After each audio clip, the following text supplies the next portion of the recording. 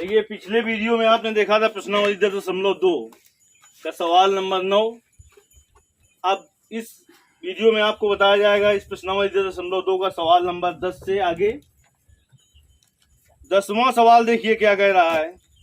ये सवाल नंबर जो आपके 8 से शुरू हुए हैं, 8, 9, 10, 11, 12 और 13, इन्हीं 1, 2, 3, 4, 5 प्रश्नों में से एक प्रश्न 6 नंबर का आता है। मतलब लॉन्ग प्रश्न जो आता है लिख लीजिए 9 से लेकर ये 13 तक के सभी प्रश्न इंपॉर्टेंट हैं। 10वें में कह रहा है सिद्ध कीजिए कि किसी y बिंदु से किसी वृत्त पर खींची गई स्पर्श रेखाओं के बीच का कोण स्पर्श बिंदुओं को मिलाने वाले रेखाखंड द्वारा केंद्र पर आंतरिक कोण का संपूरक होता है।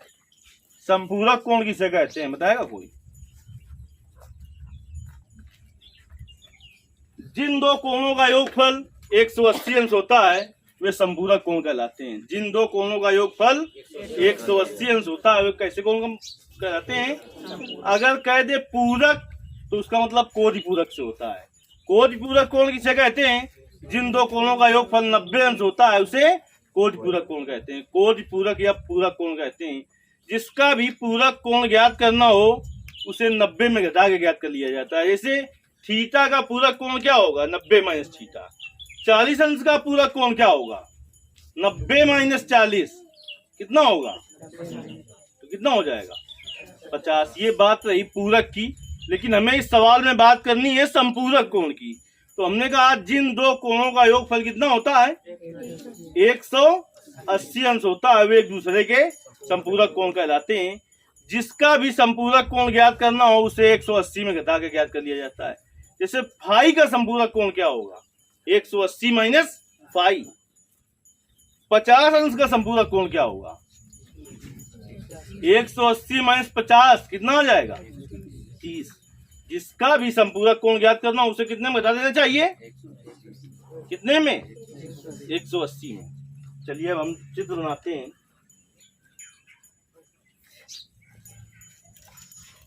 देखिए जिसने प्रमेय, दो ही प्रमेय हैं और दोनों प्रमेय को एक कहाँ तो लिया यार, ये तो गीली सुन लो।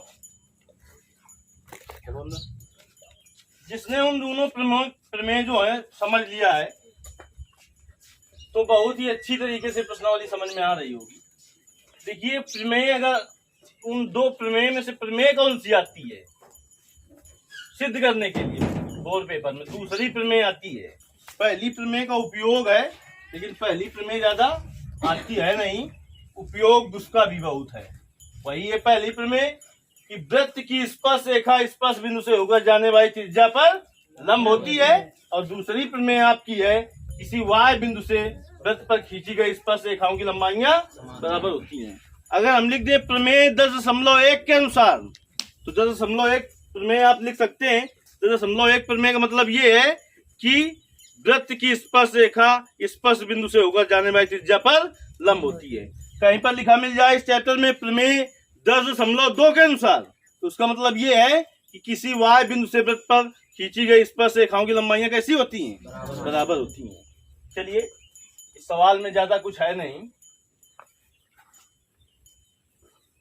कह रहा है सिद्ध कीजिए किसी y बिंदु से किसी वृत्त पर खींची गई स्पर्श रेखाओं के बीच का कोण स्पर्श बिंदुओं को मिलाने वाले रेखाखंड द्वारा केंद्र पर आंतरिक कोण का संपूरक होता है। देखिए इसके कहने का मतलब ये है, कहने का मतलब समझ गए हो इसके? क्या है इसके कहने का मतलब? कि केंद्र पर जो कोण बनेगा और दोनों स्पर्श रेखाएं जो झुकेंगी उनके बीच का जो कोण बनेगा वो संपूरक होगा। यानी उन दोनों कोणों का योगफल 180 अंश होगा। ऐसा वो सिद्ध करा रहा है आपसे। चलिए देखिए एक बिंदु हमने ले लिया, बाहर कोई बिंदु P ले लिया। तब तक आप बिंदु का नाम बदलने के लिए स्वतंत्र हैं जब तक कि कहे ना। अगर वो कह देता कि वृत्त के बाहर स्थित एक बिंदु यम से तो फिर आप को यम ही लिखना पड़ता। तो अभी उसने नाम कुछ नहीं दिया है तो हमने वृत्त के बाहर एक बिंदु ले लिया है P। देखिए इससे स्पर्श रेखाएं हम खींच रहे हैं। एक ये स्पर्श रेखा हो गई और एक स्पर्श रेखा ये हो गई। ठीक, मापी यहाँ से यहाँ तक जाती है, यहाँ पर स्पर्श करें, पर आप आगे तक भी सकते हैं। पटरी से आपको बनाना है, एक ही बिंदु पर स्पर्श करेगी बस जो स्पर्श रेखा होती है। अब देखिए केंद्र है ये, केंद्र है ये O, और हमने क्या किया, ये A था, ये B था, इसको मिला दिया है।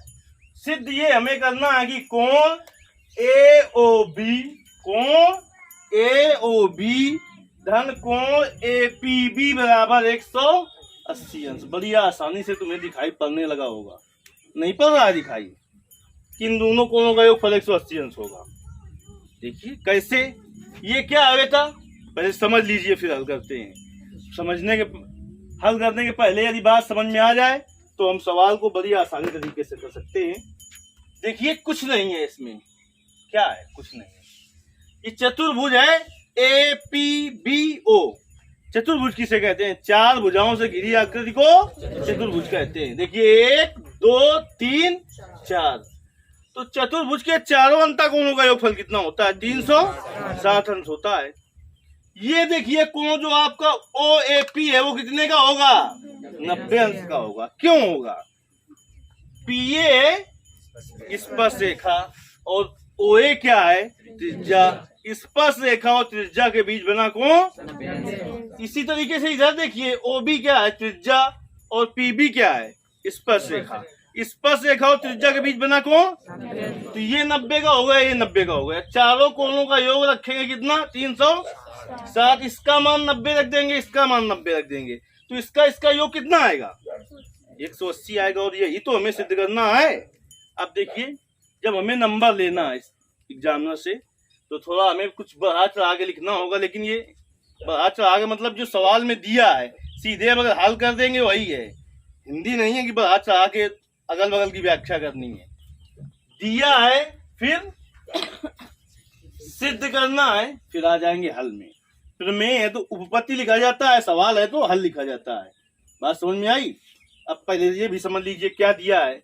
O केंद्र वाला एक वृत्त है जिसके बाहर एक बिंदु P स्थित है। इस बिंदु P से वृत्त पर दो स्पर्श रेखाएं PA और PB खींची गई हैं।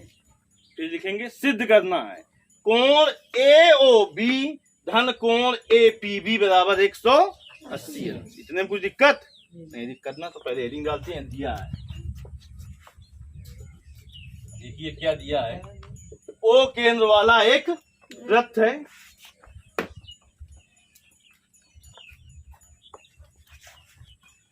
O केंद्र तो कहां चलेगा वाला एक वृत्त है जिसके बाहर एक बिंदु क्या है, P है। एक बिंदु P है या स्थित है कि नहीं है। इसके बाद बिंदु P स्थित है। इस बिंदु P से इस बिंदु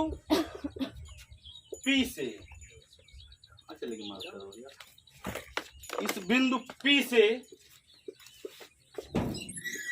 वृत्त पर दो स्पर्श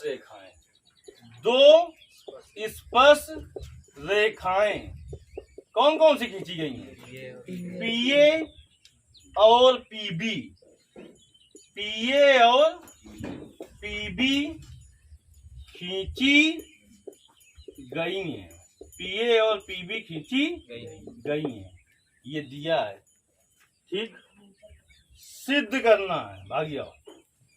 सिद्ध करना है, क्या सिद्ध करना है।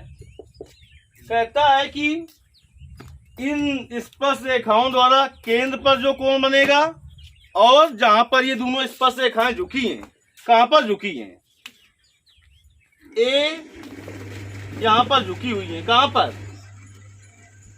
जो झुकी हुई है स्पर्श रेखा AP और BP, वो आपस में क्या कोण बना रहे हैं, झुकने के बाद कोण APB। इन दोनों का योग कितना होना चाहिए, संपूरक होना चाहिए, यानी कि संपूरक होना चाहिए। इसका मतलब कि क्या हुआ, दोनों का योगफल 180 अंश होना चाहिए। तो कोण ए ओ बी धन कोण ए पी बी बराबर 180 अंश। इतने में कुछ दिक्कत है क्या किसी को? अब आए हल में। हल में जब आए तो बेटा कोण ओ ए पी बराबर 90 अंश और कोण ओ बी पी बराबर 90 अंश। दोनों में एक ही प्रमेय लगी है, तो दोनों का स्टेटमेंट जो है वो सम्मिलित रूप से लिखे दे रहे हैं। दोनों में कौन सा प्रमेय लगी है कि वृत्त की त्रिज्या और स्पर्श रेखा के बीच बना कोण 90 अंश का होता है। देखिए यहाँ पर ओ ए क्या थी, त्रिज्या, और पी ए क्या थी। यहाँ पर देखिए ओ बी क्या है और पी बी क्या है। दोनों कोण 90-90 होंगे कि नहीं होंगे? चूंकि हम जानते हैं कि वृत्त की त्रिज्या और स्पर्श रेखा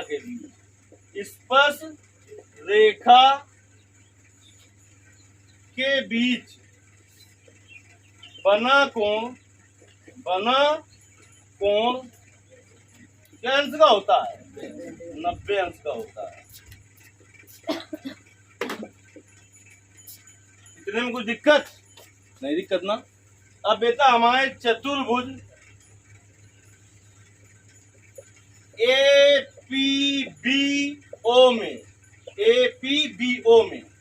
कोण ओ ए पी धन कोण ओ बी पी धन कोण ए ओ बी धन कोण ए पी बी बराबर 360 अंश। जो बीच में है वो कोण होता है। एक बार ए कोण है, एक बार बी कोण है, एक बार ओ कोण है, एक बार बी कोण है। चारों कोण होगा कि नहीं होगा? यहाँ पर लिखेंगे चूंकि हम जानते हैं कि चतुर्भुज के चारों अंतःकोणों का योगफल 360 अंश होता है। हमें कॉपी ऐसे लिखनी है कि एग्जामिनर ना जानता हो तो वो आपकी कॉपी से सीख जाए। हमने 360 लिख दिया, सही भी वो कर देगा, लेकिन जब आपने ये स्टेटमेंट लिख दिया कि हम जानते हैं कि चतुर्भुज के चारों अंतःकोणों का योगफल 360 अंश होता है, यही वो ट्रिक है जो 100 में 100 नंबर दिलाती है। क्योंकि ये तो सभी का लिखा मिलेगा और एक नंबर वो आपका कहीं से भी आ सकता है। पूरे में पूरे नंबर जब आते हैं तो 3 एग्जामिनर कॉपी यानी कॉपी 3 बार चेक की जाती है। 70 का पेपर है, अगर 69 तक आ रहे हैं कोई भी दिक्कत नहीं है। पूरे में पूरे नंबर आ रहे हैं तो आपकी कॉपी 3 बार देखी जाती है कि कहीं से एक नंबर कम किया जाए। तो इस तरीके से कहीं आप गलती नहीं करेंगे। ऐसा तो आपको हर जगह बहुत जगह लिखा मिल जाएगा, किसी गेस्ट पेपर में कहीं पर, लेकिन ये स्टेटमेंट बहुत कम जगह लिखा मिलेगा कि ऐसा क्यों हुआ है। तो वही हमें कार्य करना है अगर पूरे में पूरे नंबर लेने हैं तो। अब देखिए कोण ओ ए पी का मान कितना है? देखिए ओ ए पी ये लिखा है, कितने का है? ओ बी पी कितने का है? 90 का। धन कोण ए ओ बी और धन कोण ए पी बी बराबर 390 में 90 जोड़ेंगे कितना हो जाएगा? 180 और प्लस कोण ए ओ बी प्लस कोण ए पी बी बराबर 360 अंश। 180 इधर प्लस में, उधर का में जाएगा माइनस। तो कोण ए ओ बी प्लस कोण ए पी बी बराबर 360 माइनस 180। 360 में 180 हटाएंगे कितना आएगा? 180 आएगा। तो कोण ए ओ बी और धन कोण ए पी बी बराबर आ गया 180 अंश। नीचे वही स्टेटमेंट लिख दिया जाता है जो सिद्ध कराता है। लिखेंगे इस प्रकार से सिद्ध हुआ कि वृत्त के केंद्र पर बना कोण और स्पर्श रेखाएं जहां पर झुकी हैं उनके बीच जो कोण बने ये आपस में कैसे हैं? संपूरक है। ये जो सिद्ध करा रहा था सबकी समझ में आ गया है ना? चलिए करिए।